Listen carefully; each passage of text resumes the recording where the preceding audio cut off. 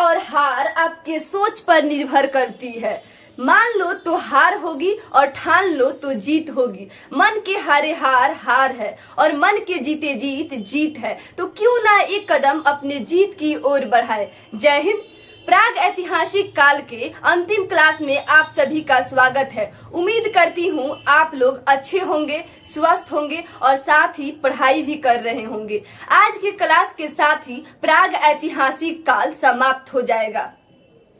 प्राग ऐतिहासिक काल में हम अब तक जो कुछ भी पढ़े हुए हैं, उम्मीद करती हूँ आप लोग को याद होगा।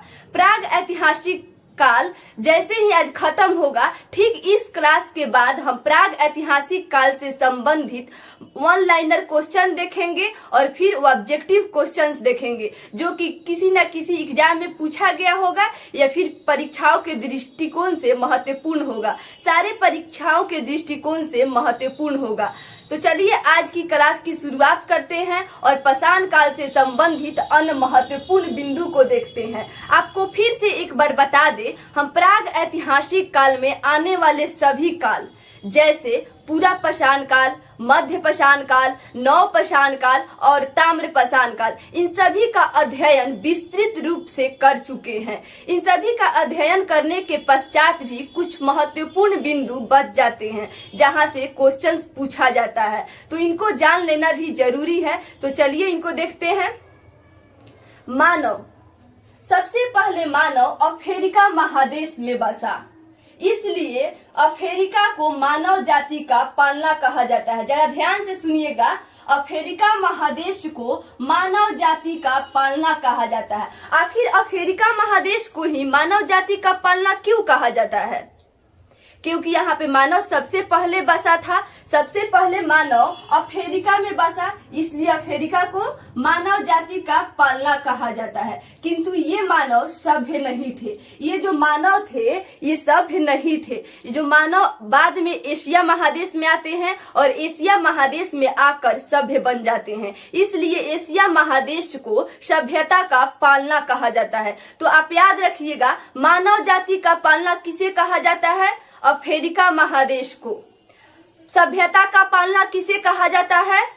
एशिया महादेश को। तो इन दोनों को आप अच्छे से याद रखिएगा। मानव सबसे पहले अफ्रीका में बसा, इसलिए अफ्रीका को मानव जाति का पालना कहा जाता है, और मानव जो सभ्य हुआ वो एशिया में आकर हुआ, इसलिए एशिया को मानव जाति यानी सभ्यता का पालना कहा जाता है। एशिया महादेश में आकर मानव सभ्य बना, इसलिए एशिया को सभ्यता का पालना कहा जाता है। एक्चुअली इसे हमें पूरा पाषाण काल में ही बता देना चाहिए था, लेकिन वीडियो काफी लंबा हो जाता है, इसलिए हम वहां पे नहीं बता पाए। अभी आपको बता देते हैं।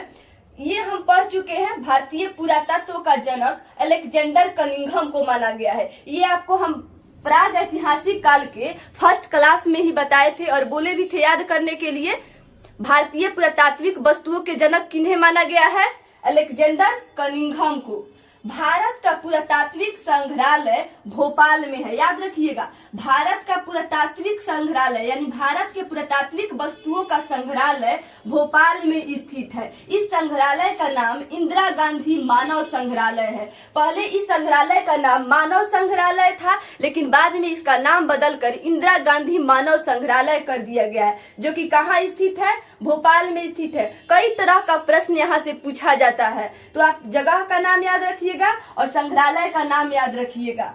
भारतीय पुरातत्व सर्वेक्षण संस्कृति मंत्रालय के अधीन एक विभाग है। यहाँ से प्रश्न पूछा जाता है, भारत के पुरातात्विक संग्रहालय का नाम क्या है?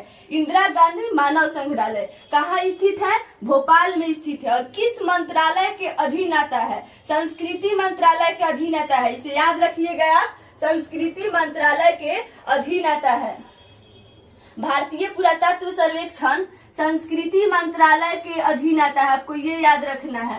भारत का पुरातात्विक संग्रहालय का नाम क्या है? इंदिरा गांधी मानव संग्रहालय। कहाँ स्थित है? भोपाल में स्थित है। ये भी आपको याद रखना है, भोपाल में स्थित है। जब भारत के पुरातात्विक वस्तुओं का संग्रहालय है तो कहीं ना कहीं विश्व के पुरातात्विक वस्तुओं का भी संग्रहालय होगा। आप सोच सकते हैं ना, जब भारत के पुरातात्विक वस्तुओं का संग्रहालय भोपाल में स्थित है, मध्य प्रदेश के भोपाल में स्थित है, उस संग्रहालय का नाम है इंदिरा गांधी मानव संग्रहालय। तो विश्व के पुरातात्विक वस्तुओं का संग्रहालय कहीं ना कहीं स्थित होगा ना। तो यहाँ से भी प्रश्न पूछा जाता है। ये प्रश्न पूछा हुआ है, भारत का पुरातात्विक संग्रहालय कहाँ स्थित है? भोपाल में स्थित है। तो ये भी प्रश्न आपसे पूछा जा सकता है, विश्व का पुरातात्विक संग्रहालय कहाँ है? डेनमार्क में स्थित है। जगह का नाम याद रखिएगा।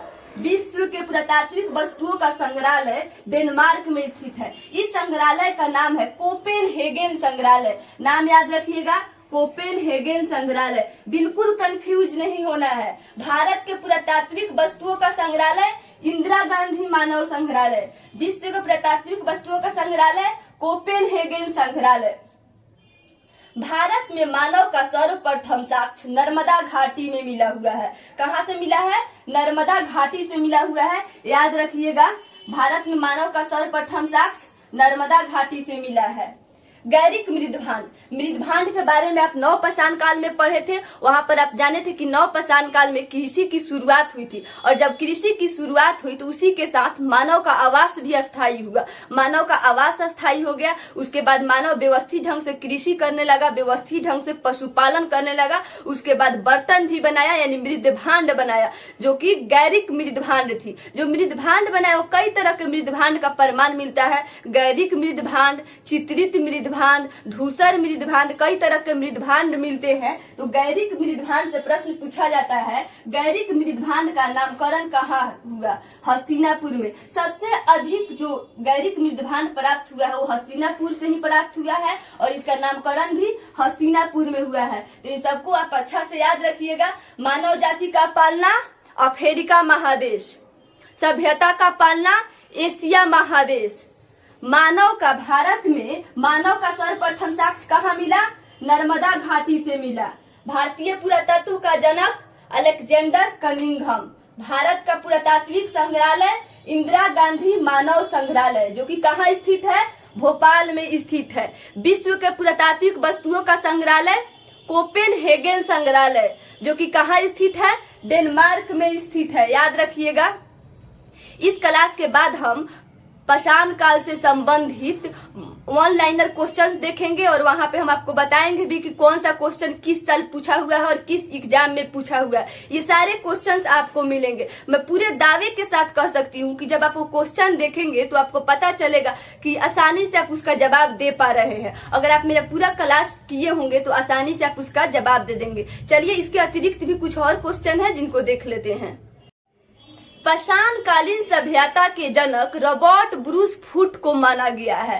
प्राग ऐतिहासिक काल में जब आप पाषाण काल पढ़ रहे थे तब आप ये जान चुके थे, प्राग ऐतिहासिक काल यानी पाषाण काल के जनक रॉबर्ट ब्रूस फुट को माना गया है। यहाँ से एक प्रश्न पूछा जाता है, रॉबर्ट ब्रूस फुट कौन थे?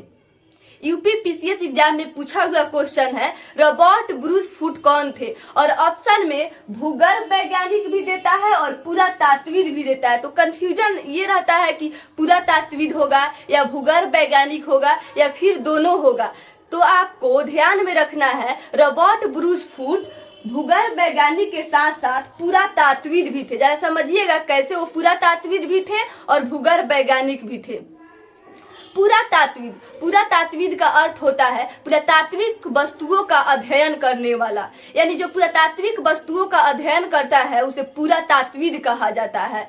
रॉबर्ट ब्रूस फुट जब पाषाण कालीन सभ्यता की जानकारी दिए थे तो वैसे ही नहीं दे दिए थे, पुरातात्विक वस्तुओं का अध्ययन किए थे। पाषाण कालीन सभ्यता में किसी भी तरह का लिखित साक्ष्य नहीं मिला हुआ है। पाषाण कालीन सभ्यता की जानकारी लिखित साक्ष्य नहीं मिलती है, पुरातात्विक वस्तुओं से मिलती है। और पाषाण कालीन सभ्यता के बारे में सबसे पहले जानकारी रॉबर्ट ब्रूस फुट दिए थे। तो रॉबर्ट ब्रूस फुट पुरातात्विक वस्तुओं का अध्ययन करने के पश्चात ही नहीं इसकी जानकारी दिए होंगे। तो हम यहाँ पे इनको पुरातात्विद कह सकते हैं, क्योंकि पुरातात्विक वस्तुओं का अध्ययन करते थे। भूगर्भ वैज्ञानिक, भूगर्भ, भू का अर्थ होता है भूमि और गर्भ मतलब तो आप समझ रहे हैं, यानी भूमि के गर्भ से जो वस्तुओं को निकाल कर अध्ययन करता है। तो पुरातात्विक वस्तु कहाँ मिलेगा?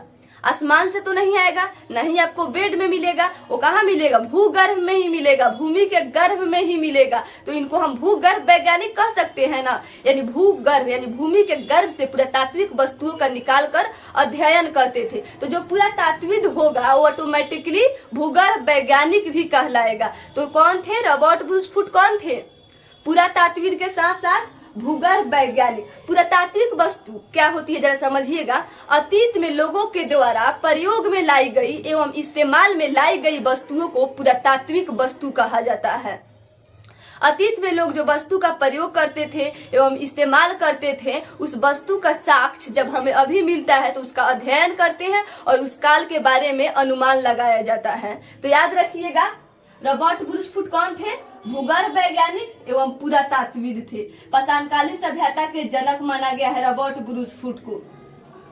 प्राचीनतम अस्थायी जीवन का प्रमाण मेहरगढ़ से मिला हुआ है। ये नवपाषाण काल का प्रश्न है। प्राचीनतम अस्थायी जीवन का प्रमाण मेहरगढ़ से मिला हुआ है। जब आप नवपाषाण काल पढ़ रहे थे तब आप देखे थे सबसे पहली बार मानव कृषि नवपाषाण काल में किया था। जब सबसे पहली बार कृषि किया था तो उसका आवास अस्थायी हुआ था। कृषि करने के लिए सबसे पहले आवास का अस्थायी होना जरूरी होता है। तो नवपाषाण काल में मानव सबसे पहले कृषि किया था। कृषि करने के पश्चात उसका आवास अस्थायी हुआ।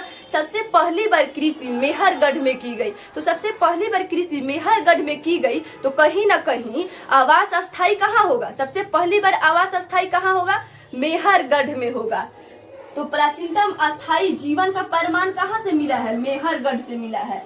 मेहरगढ़ एक ऐसा जगह है जहाँ से पाषाण संस्कृति से लेकर हड़प्पा सभ्यता तक का साक्ष्य मिलता है। मेहरगढ़ याद रखिएगा, पाषाण संस्कृति से लेकर यहाँ से पूरा पाषाण काल, मध्य पाषाण काल, नव पाषाण काल, ताम्र पाषाण काल और हड़प्पा सभ्यता सभी का पुरातात्विक वस्तु मेहरगढ़ से मिलता है। यहाँ से सांस्कृतिक अवशेष प्राप्त है।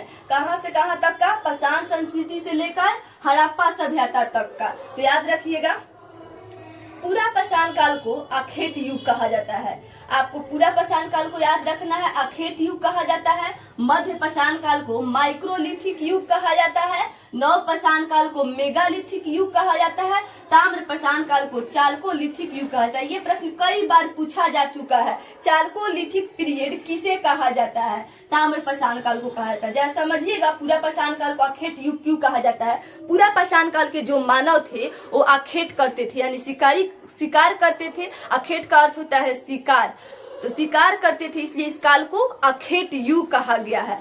मध्य पाषाण काल को माइक्रोलिथिक युग कहा गया है। माइक्रोलिथिक पीरियड कहा गया है मध्य पाषाण काल को।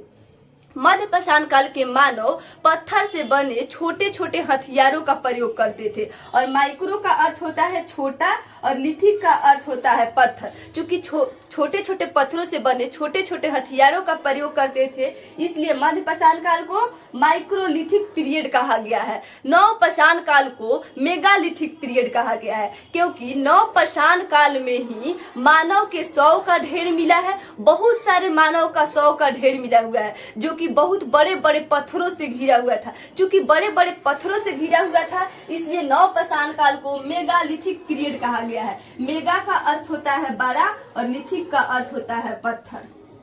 ताम्र पाषाण काल को चालकोलिथिक पीरियड कहा गया है। ताम्र यानी तांबा, पाषाण यानी पत्थर। तो चालको का अर्थ होता है तांबा और लिथिक का अर्थ होता है पत्थर। और चालको पाइराइट से तांबा निकाला जाता है, इसलिए ताम्र पाषाण काल को चालको लिथिक पीरियड कहा जाता है। इन सबको आप याद रखिएगा। चलिए नेक्स्ट वीडियो में मिलते हैं वन लाइनर क्वेश्चंस के साथ। तब तक के लिए जय हिंद, वंदे मातरम।